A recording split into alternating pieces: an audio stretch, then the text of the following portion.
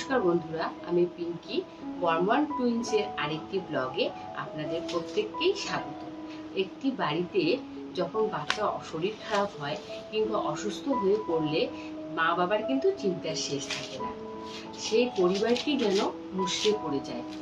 আবার সেই অসুস্থতা যদি মাঝরাতে কিংবা এমন সময় হয় যে তখন আমরা কোনো ডক্টরের সাথে কনসাল্ট করতে পারছি না কিংবা কোনো মেডিসিন শপ থেকে আমরা কোনো মেডিসিন নিয়ে আসতে পারছি না, তো সেই সময়টা কিন্তু মা বাবার উদ্বিগ্নের শেষ থাকে না।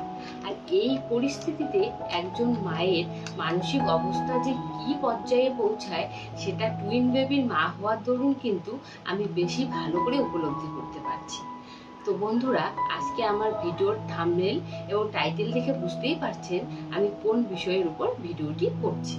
তো বন্ধুরা, আজকে আমি এমন কিছু এমার্জেন্সি মেডিসিনের কথা আপনাদের সাথে শেয়ার করব যেগুলো বাড়িতে রাখলে পরে বাচ্চা যদি অসুস্থ হয়ে পড়ে তাহলে প্রাথমিক চিকিৎসা কিন্তু আমরা বাড়িতেই দিতে পারি।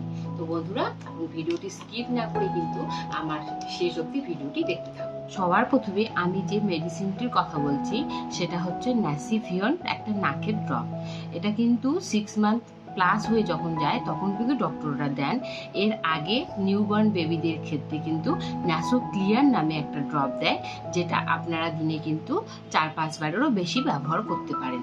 আসলে কি হয়, অনেক সময় বাচ্চাদের প্রচণ্ড পরিমাণে যখন সর্দি লেগে যায় তখন কিন্তু বাচ্চাদের নাক একদমই বন্ধ হয়ে যায়, ওদের শ্বাস প্রশ্বাসের কষ্ট হয়, এমনকি ওরা ঘুমোতেও ঠিকমতো পারে না। তখন যদি এই নাকের ড্রপটা ওদের দেওয়া যায় তাহলে নাকও খুলে যায়, আবার ওরা সুন্দর করে ঘুমিয়েও পড়ে। তা নিউ মমদের বলবো অবশ্যই কিন্তু আপনারা এই নাকের ড্রপটি বাড়িতে কিনে রাখবেন।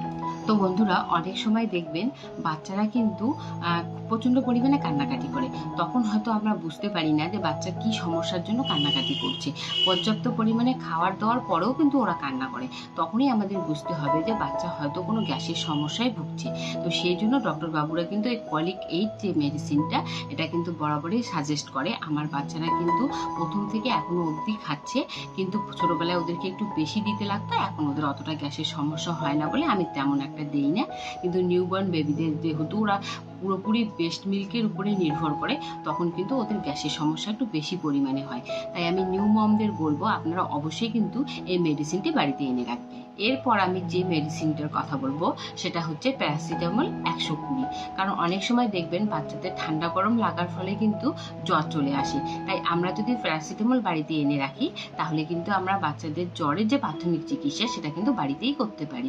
আর নিউবর্ন বেবির ক্ষেত্রে দেখবেন ডাক্তারবাবুরা কিন্তু প্যারাসিটামল ড্রপ দেয়। যেহেতু আমার বাচ্চার বয়স 6 মান্থের উপরে, সেই জন্য কিন্তু ডক্টরবাবু আমাকে এই সিরাপটি দিয়েছেন। আর ওয়েট অনুসারে কিন্তু কত ডোজ দিতে হবে এটা কিন্তু পিছনে লেখা আছে, এবং কি ডক্টররাও কিন্তু বলে দেবেন। আপনারা বাড়িতে অবশ্যই প্যারাসিটামল সিরাপ কিন্তু এনে রাখবেন। তো বন্ধুরা, এর পরের যে আমি মেডিসিনটার কথা বলবো সেটা হচ্ছে ভিটামিন OD3। এটা কিন্তু এক একজন বাচ্চাকে এক এক রকম দেওয়া হয়। অনেককে আমি দেখেছি মাল্টিভিটামিনও দেন, কিন্তু আমার বাচ্চার যিনি ডক্টর ছিলেন তিনি কিন্তু আমাকে OD3 যে মেডিসিন এটা কিন্তু দুজনকে খাওয়াতে বলেছিলেন। আর 1 বছর পর্যন্ত কিন্তু বাচ্চাদের খাওয়াতে হবে। নিউবর্ন বেবিদের 1 বছর পর্যন্ত টানা কিন্তু এটা অবশ্যই খাওয়াতে হবে। এরপরে যখন আমি ডক্টরের সাথে কথা বলি, পরে কিন্তু ডক্টর আমাকে আরও বলেন যে 1.5 থেকে 2 বছর আপনি চাইলে কিন্তু খাওয়াতে পারেন। তো আমার দুটোই নিয়ে কিন্তু জন্মের পর থেকে এখনো অবধি কিন্তু এই OD3 খাচ্ছে। তো আপনারা কিন্তু অবশ্যই বাচ্চাকে ভিটামিন ডি দেবেন।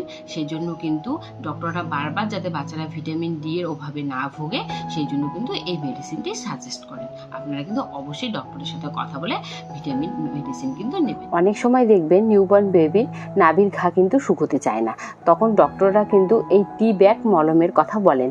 নাভির ঘা খুব তাড়াতাড়ি কিন্তু এই মলম লাগালে পরে শুকিয়ে যায়। এছাড়াও দেখবেন অনেক সময় বাচ্চারা যখন হামাগুড়ি দেয়, পা কেটে যায় বা পা ছুলে যায়, তখন কিন্তু এই টি ব্যাগ মলম লাগিয়ে দিলে কাটা ঘা কিন্তু খুব তাড়াতাড়ি শুকিয়ে যায়। তো আপনারা বাচ্চা যতদিন না হাঁটা শেখে ততদিন অবধি কিন্তু আপনাদের এই মলমটি ভীষণ কাজে লাগবে। তাই নিউবর্ন মাদের উদ্দেশ্যে বলবো এই মলমটি কিন্তু অবশ্যই বাড়িতে একটা কিনে রাখবেন। এবার আসবো হোমিওপ্যাথির একটি গুরুত্বপূর্ণ মেডিসিন নিয়ে, যার নাম হচ্ছে আর্নিকা মলম।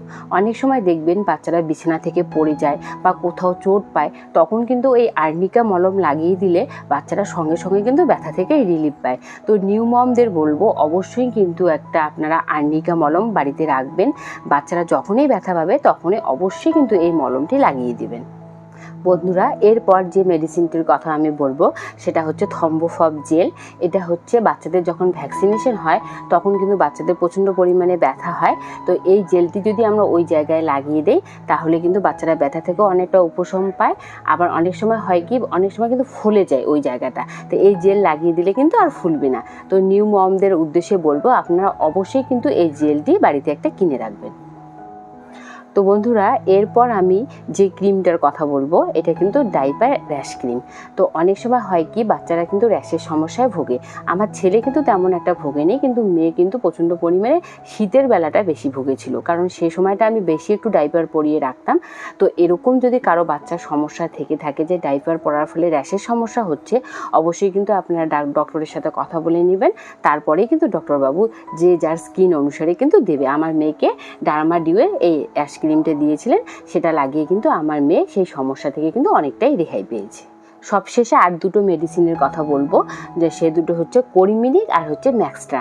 যদি বাচ্চারা অনেক সময় হালকা সর্দি কিংবা নাক দিয়ে জল পড়ছে কিংবা হাঁচি হচ্ছে এরকম কোনো সমস্যায় যদি ভোগে, তাহলে কিন্তু আপনারা এই দুটো মেডিসিন কিনে রাখতে পারেন।